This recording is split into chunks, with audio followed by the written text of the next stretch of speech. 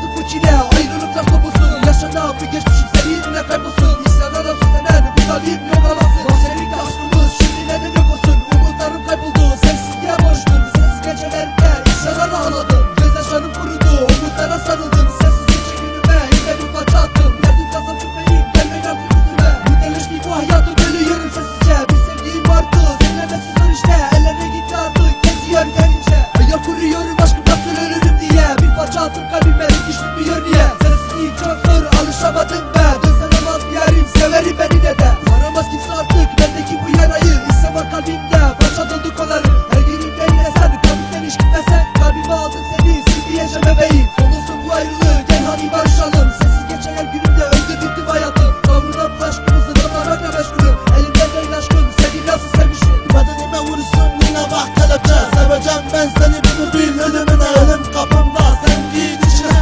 Baksana işine, düşünme sen de. Sensiz yaşarım inan ki kahpe. Sorma lan sorma sen sakın bana. Sensiz yaşar bu beden anla. Beynin efkar dönüyor dünya. Dostlarım yanımda, marihuana kovada. Çek bir nefes daha gelsin imana. İmanda kalmadı vur sana dumana. Elimde üçlü seviyorum kanka. Boş veri kankam saralım bir duman. Dönsün dünyam karışma ustam. Kaderim bu elim bilemem bassa.